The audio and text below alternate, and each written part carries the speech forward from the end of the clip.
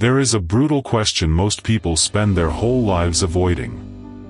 What if the people closest to you are not your shelter, but your first battlefield? What if the hands that shaped your childhood also shaped your guilt? What if the voices that said they loved you also taught you to doubt your own instincts? What if the people you still call family are not protecting your future at all, but quietly feeding on your hesitation, your loyalty, your softness, and your need to be understood? Most men are never trained to ask that question honestly. They are trained to feel shame the moment they do. They are told that blood is sacred. That family means safety. That loyalty to your own people is virtue, no matter how much it costs you. And because of that lie, many men do not recognize the real source of their exhaustion. They think life is hard because the world is competitive.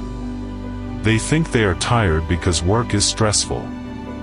They think they are emotionally drained because modern life moves too fast. But sometimes that is not the deepest reason. Sometimes the deepest reason is that you are trying to build a life while standing inside a circle of people who benefit from your confusion. That is the part no one says out loud.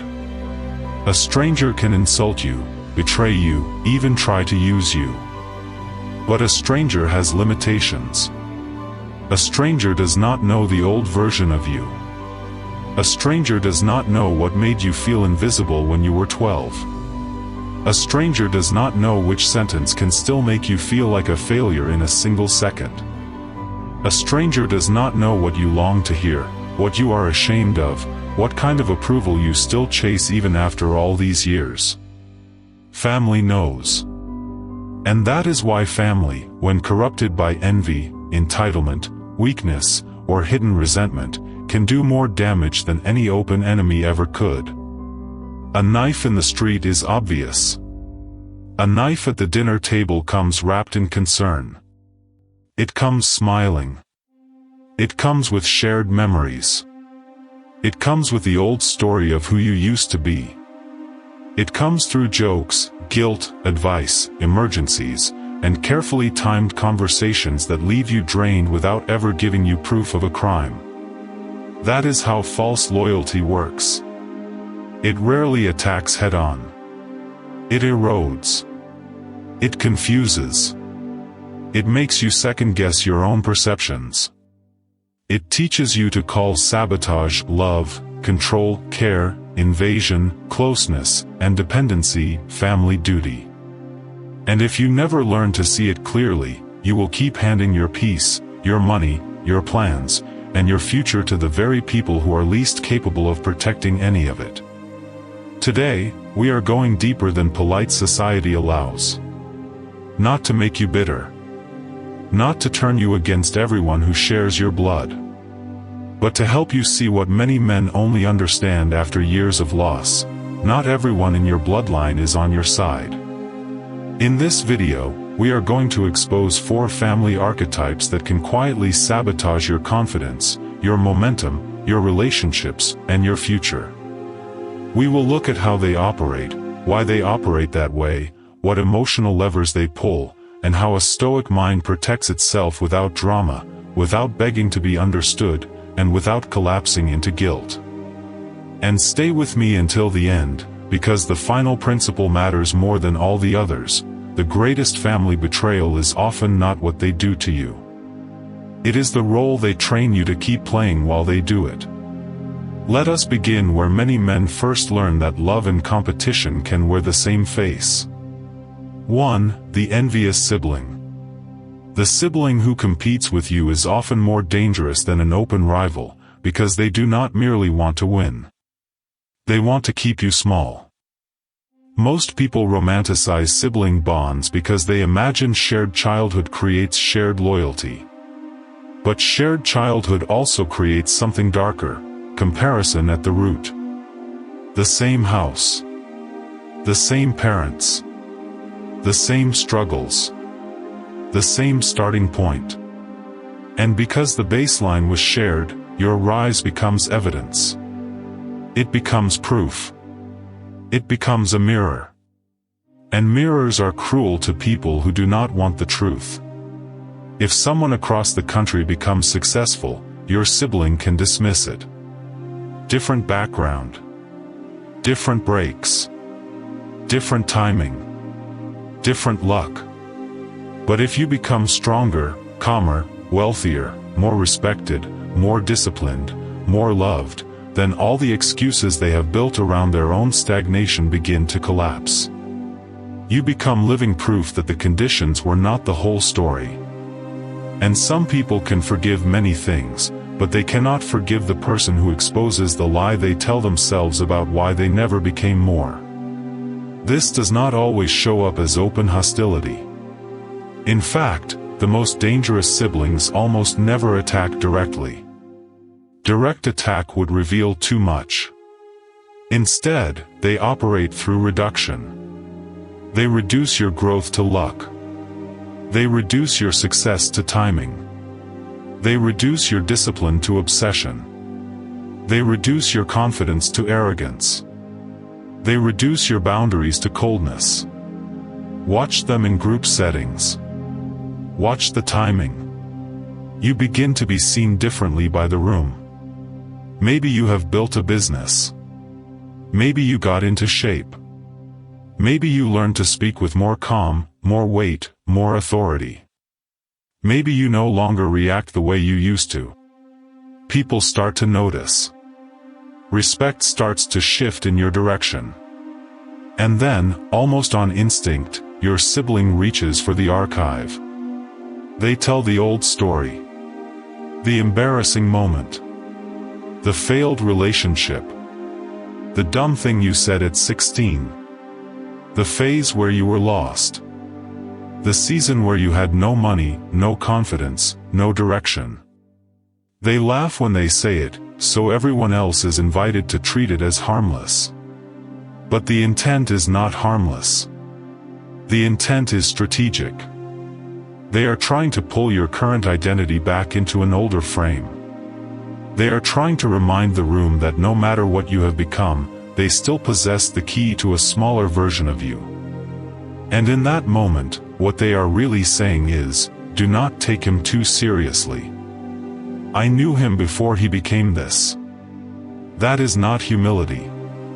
That is territorial behavior. Some of you have lived this exact scene. You finally bring a new partner to a family gathering. You finally bring colleagues around.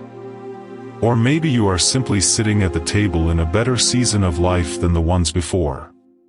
You feel a rare moment of peace. You think maybe this time things will be different.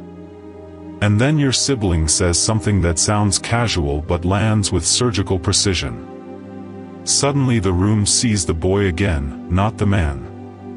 And you smile through it, because making a scene would only make you look weak. But inside, you feel the old tightening in your chest. That is how status is siphoned inside families.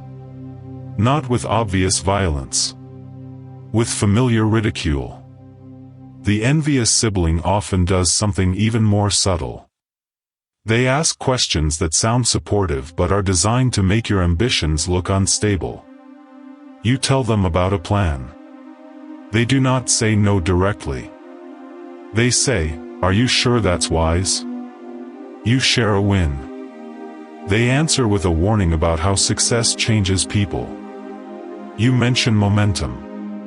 They bring up one person who did more. You reach a milestone. They remind everyone of the time you failed. It is not that they want your life destroyed. That would be too visible. What they want is equilibrium restored. They want you reduced to a scale they can emotionally tolerate. They want your light dim enough that their own lack of growth does not feel unbearable. Machiavelli understood something people still pretend not to see. Human beings rarely oppose your rise because they hate excellence in principle. They oppose your rise because your excellence reorganizes the emotional hierarchy around them. It changes who is admired. It changes who feels secure. It changes whose excuses still work. In a false family system, your growth is not always read as inspiration. Sometimes it is read as rebellion. And once you see that, many old interactions suddenly make sense. You remember the cold response when you finally succeeded. The strange silence after good news. The compliment that sounded like a warning. The joke that arrived exactly when others were beginning to respect you. The way they acted relieved when you stumbled. That relief matters. Learn from it. A healthy sibling may feel envy for a moment but still choose loyalty. An envious sibling chooses self-protection over loyalty again and again. They need your image to stay connected to your weakest chapter because your current form accuses them without speaking a word. So what do? You stop feeding the comparison machine. You do not turn every plan into a family announcement. You do not offer your dreams to people who need them to fail. You do not defend your ambition to someone whose self-worth depends on your reduction. You become less readable. Less available for measurement. Less open to emotional extraction. When they ask how things are going, you do not perform. You say, things are moving. When they ask what's next, you say, still working through it. When they fish for weakness, you do not hand them specifics. When they fish for success, you do not give them numbers. You become calm, warm, and strategically boring. This is not fear. This is discipline. A Stoic does not need to be fully seen by everyone. A Stoic understands that privacy is not dishonesty. Privacy is protection. Not every room deserves your raw material. Not every relative deserves a front row seat to your becoming. And what happens when you do this? The envious sibling becomes restless. Not because they miss you, but because opacity removes comparison. If they cannot measure themselves against you, they cannot regulate their insecurity through your image. If they do not know whether you are winning, struggling, expanding, or rebuilding, they lose access to the internal scoreboard they have been using your whole life. That is why your silence unsettles them. It does not give them ammunition. It does not give them coordinates. It does not let them drag you back into the old role. And in that silence, in that restraint, in that refusal to explain yourself to someone committed to misreading you, a strange thing begins to happen. You breathe easier. But the sibling is not the deepest force in many men's lives. There is someone else, often standing above the entire family system, shaping guilt itself. 2. The entitled parent. Some parents love their children. Some parents love being needed by them. That difference changes everything. The entitled parent does not always appear monstrous. In fact, they often appear sacrificial, emotional, even devoted. They may have truly given much.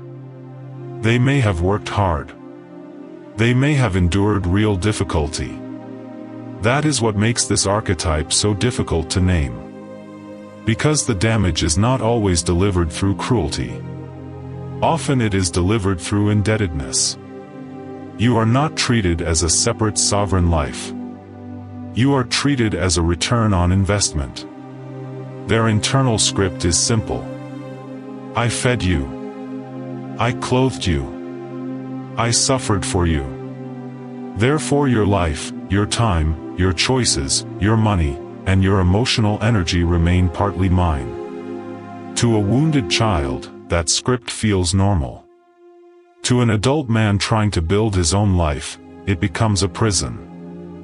An entitled parent does not need chains. They installed the software early. They know what guilt sounds like in your nervous system. They know which tone of voice makes you doubt yourself. They know how to combine sacrifice, disappointment, health anxiety, emotional memory, and family duty into a leash you still call love. This is why some men feel physically weak after a single phone call with a parent. Nothing dramatic was said. No insult was obvious. And yet afterward they feel heavy, conflicted, irritated, ashamed, and strangely disloyal just for wanting space. That is not random. That is conditioning. The entitled parent experiences your independence as loss of control. Your healthy separation feels to them like abandonment. Your boundaries feel like accusation. Your success feels dangerous if it makes you harder to command. They may say they want the best for you, but only if the best still keeps you emotionally tethered. Watch how this plays out in real life. A man gets a major opportunity in another city. He is excited, nervous, alive. For the first time in years, he feels he can actually become more than the version of himself his hometown expects. A healthy parent might feel sadness, yes, but also pride. An entitled parent feels threatened. Suddenly the conversation changes. They do not debate the opportunity directly. They question the man himself. They say he is changing, becoming distant, becoming selfish, forgetting where he came from, acting like he is better than the family. Notice the move. They do not attack the decision. They attack the character of the person making it. This is one of the oldest manipulations in family systems. When they cannot control your direction, they try to corrupt your identity. They make movement feel immoral. They make adulthood feel like betrayal. They make separation feel like cruelty. Sometimes they escalate through crisis. Mysterious health scares. Emotional collapses. Stories of sacrifice repeated at just the right moment. They may not even be fully conscious of what they are doing. But functionally the result is the same: your launch is interrupted by their need. And this is where many men split in two. One half wants to build. The other half still wants permission. One half sees the future. The other half still listens for approval that never arrives without conditions. One half knows the boundary is necessary. The other half fears being cast as the villain forever. That split destroys momentum. It creates hesitation in every major decision. It teaches you to edit your dreams before anyone even objects to them. You begin shrinking in advance.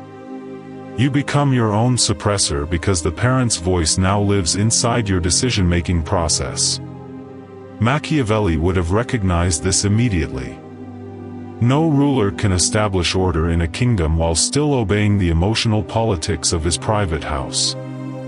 A divided sovereign is weak not because he lacks intelligence, but because his energy is constantly pulled backward by invisible claims. And that is what the entitled parent relies on: invisible claims. You owe me. You should feel bad. After all I did, this is how you repay me. Family comes first. Who will be there when things go wrong? You only have one mother. You only have one father. Some of these sentences sound noble. In the wrong mouth, they are instruments of control. Now listen carefully, because this matters. The goal here is not disrespect. It is differentiation. A Stoic does not become free by becoming cruel. He becomes free by becoming clear. He stops confusing love with surrender. He stops believing that maturity requires permanent compliance. He stops negotiating his adulthood with people who are emotionally invested in his dependency. If you have an entitled parent, explanations usually make things worse. You think if you just say it the right way, with enough empathy, enough softness, enough detail, they will finally understand. But understanding is not always the missing ingredient. Sometimes control is the real issue, and no explanation can satisfy someone who benefits from your confusion. So you say less. You stop pitching your boundaries like a proposal waiting for approval. You stop treating your life like a courtroom defense. You stop trying to earn permission to become an adult. You begin making decisions with respect, but without surrendering authorship of your future. That may mean shorter conversations, fewer details, clearer limits, slower replies, less emotional reacting, more internal certainty. And yes, they may call you cold. They may say you have changed. They may paint themselves as wounded by your distance. Let them feel what they feel. Their disappointment is not always evidence of your wrongdoing. Sometimes it is simply the natural consequence of no longer having unrestricted access to your life. There is a painful truth many men must grieve before they become strong. Some parents will never bless the version of you that no longer belongs to them. If you keep waiting for that blessing, you will lose years. If you accept that freedom may come with being misunderstood, your life begins. Honor is not lifelong obedience. Honor is using the life you were given with seriousness, courage, and self-command. Honor is not returning to a smaller shape so that someone else can feel necessary. Honor is becoming fully formed, even if the people who raised you cannot recognize the man you had to become in order to survive them. And once you begin to separate from control, another danger becomes easier to identify. Not the one who orders your life. The one who quietly collects it. 3. The information broker. The family gossip is rarely loud at first. That is why so many men get caught by them. They do not come with aggression. They come with warmth, with curiosity, with the soft eyes of concern, with the tone of someone who just wants everyone to get along. They present themselves as the reasonable one, the listener, the mediator, the one person you can finally talk to without being judged. Be careful. In many families, the person who listens best is not the safest person. They are the collector.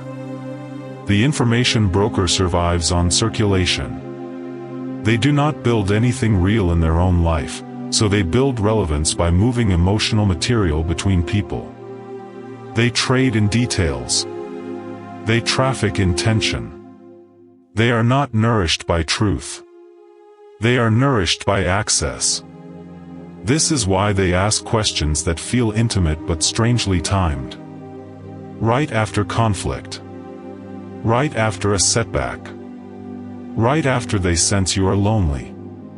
Right after you seem vulnerable enough to want understanding. I heard things have been rough. You know you can talk to me, right? I'm not taking sides. I just want to understand. And because the rest of the family feels cold or unsafe, you finally exhale. You think maybe this is the one person who actually gets it. So you tell them about the pressure, the debt, the argument, the business problem, the insecurity, the plan you are not ready to announce, the part of yourself you are still trying to stabilize. You feel relief after telling them. That relief is often the first mistake. Because the broker does not experience your confession the way a loyal ally would. They experience it as inventory, as leverage, as social currency waiting for the right exchange. They may not leak it immediately. In fact, the smartest ones wait. They hold your information until the moment it can buy them something: relevance, intimacy with another relative, influence in a conflict, or simply the private thrill of being the one who knows. This is why family systems can feel eerily coordinated against you. You wonder how everyone keeps finding the exact nerve to hit. How did your sibling know what you were insecure about? How did your aunt suddenly know about the thing you only said once? How did a private struggle become dinner table material without anyone openly admitting the source?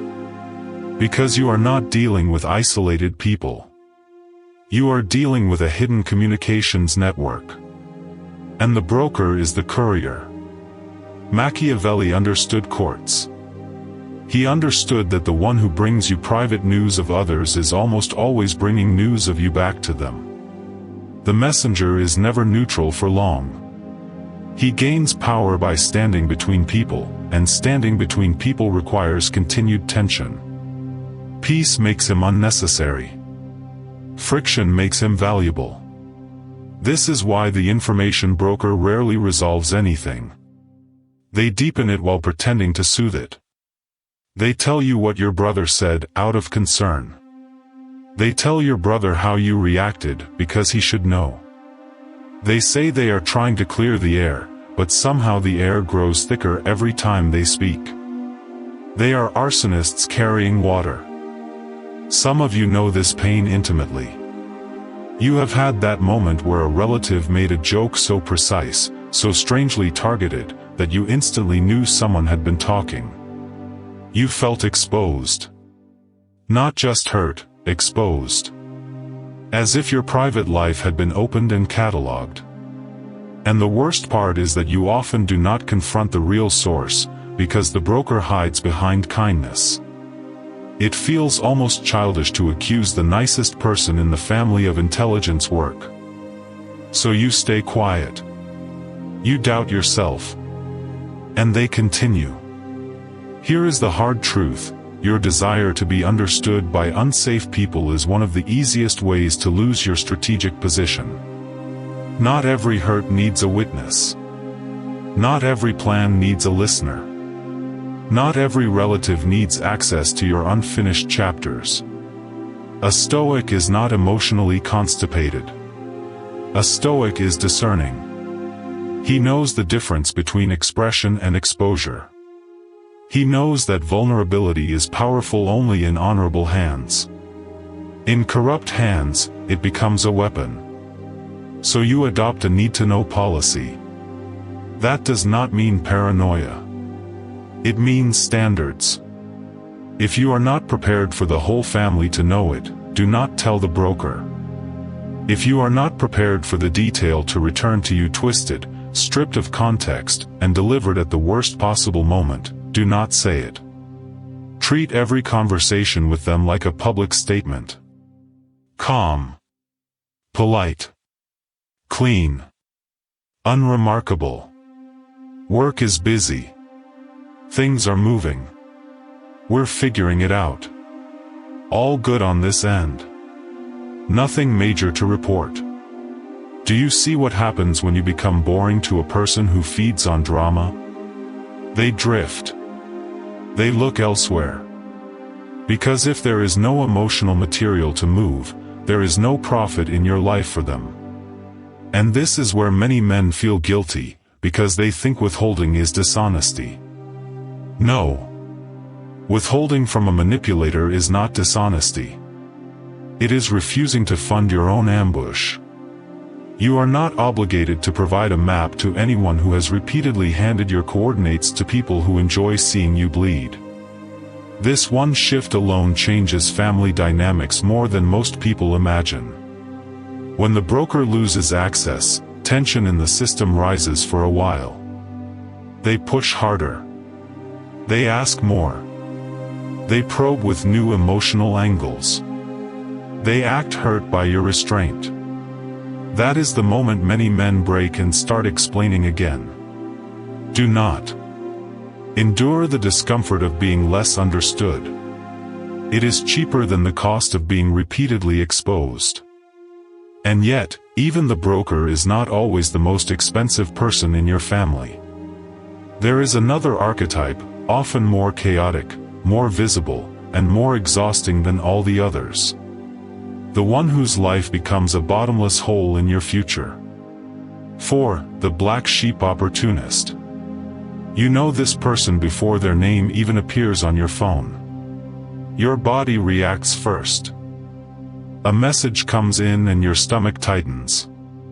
Not because you hate them. Because you already know the shape of the conversation. It will begin with urgency. It will contain a problem. It will imply that things would finally change if someone would just help them one more time. This is the black sheep opportunist. They are not merely struggling. Many people struggle. They are not merely unlucky. Many people endure bad seasons. What makes this archetype dangerous is the pattern. Their crisis is not an interruption in life. Their crisis is the operating system. Their emergencies are constant because emergencies keep resources flowing toward them. Money, attention, housing, time, emotional labor, referrals, second chances, third chances, fourth chances. They create a gravity field around dysfunction, and if you are the competent one in the family, you get assigned the role of rescuer. At first, this feels noble. You tell yourself you are being loyal, compassionate, strong. You tell yourself they just need one break, one window, one stable hand pulling them up. You defend them to others. You become the one who still believes. And because you want to believe, you stop reading the pattern honestly. But look at the years, not the story. How many times have you stepped in? How many times did the crisis return? How many sacrifices did you call temporary that ended up becoming routine? How many plans of your own were delayed because their life caught fire again? This is where many decent men get destroyed. Not by one giant betrayal, but by endless small rescues that consume their momentum. The money that should have been invested is poured into another emergency. The piece that should have gone toward your marriage, your body, your business, your children, your future, gets burned keeping someone else afloat who has quietly adapted to drowning because they know you will jump in. That is the parasite dynamic. And it hurts to call it that, because sometimes you love the person. Sometimes you remember their pain. Sometimes you know exactly how they became this way. Sometimes you even feel guilty because you are more stable and they are not. But compassion without structure becomes self-destruction. Love without boundaries becomes subsidy. Rescue without accountability becomes permission. Machiavelli saw this clearly in another form. Men are often ruined by their need to be seen as good. The black sheep opportunist knows this instinctively. They know you fear being cold. They know you fear becoming the one who abandoned family. They know your conscience is accessible. So they play the frequencies that move you. They remind you of blood. They remind you of history. They remind you of the rare time they were there for you. They present themselves as misunderstood by everyone else and uniquely wounded by your refusal. And if that does not work, they escalate. The rent is due. The car broke down. The relationship collapsed. The job disappeared. The court date is coming. The landlord is angry. They have nowhere to go. They just need a little help to get back on their feet. But back on their feet never arrives. Because for some people, the crisis is not the problem. The crisis is the business model. You need to hear that without flinching. A person can be genuinely hurt and still become manipulative. A person can have trauma and still use it as a lever against everyone around them. A person can suffer and still learn to turn that suffering into a recurring claim on your energy. This is why rescuing them rarely creates gratitude. Gratitude fades the moment the pressure is gone. Then distance returns. Silence returns. Irresponsibility returns.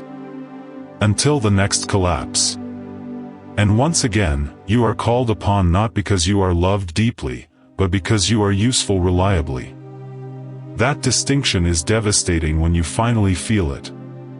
Maybe you have sent money that was never repaid. Maybe you gave them a place to stay and they brought chaos into your home. Maybe you spent hours helping them solve the same problem in a different costume. Maybe you defended them to the rest of the family only to realize later that you were helping preserve the very pattern consuming your life. And still, the hardest part is saying no. Because saying no makes them hurt louder. It makes them tell a story about you. It makes you the villain in a narrative where they are always innocent and you are suddenly cruel. That can feel unbearable to a man who has built his identity around being dependable. But a Stoic must learn the difference between support and surrender. Support can be structured. Support can have limits. Support can come without self-betrayal. Support can mean advice without money. A referral without co-signing. A meal without indefinite housing. Presence without rescue. Clarity without self-sacrifice. The black sheep opportunist relies on urgency because urgency bypasses discernment. They want the decision made in guilt, not in wisdom. They want you emotional, not clear. They want you reacting, not evaluating. So slow the moment down. Do not answer instantly. Do not let panic borrow your judgment. Do not confuse discomfort with moral duty. Do not let their chaos dictate the pace of your mind. Ask the question most rescuers avoid: will my help solve the pattern, or only finance its next chapter? That question changes lives. If the answer is that your help only extends the cycle, then refusing full rescue is not cruelty. It is the first honest act in a dishonest arrangement. Yes, they may rage. Yes, they may smear you. Yes, they may recruit others in the family against you. Yes, they may call you selfish, cold, arrogant, changed. Let them speak. Their opinion is not more valuable than your future. Every time you break your momentum to preserve someone else's dysfunction, you pay twice. First in resources, then in identity. You become a man whose life is always interruptible by someone else's irresponsibility. And over time, that teaches you to neglect yourself so consistently that your own calling starts to feel optional. That is too high a price. You are not here to become a maintenance system for another adult's refusal to grow. You are not here to subsidize chaos because guilt makes you easier to use. You are not here to drown more slowly just because someone else refuses to swim.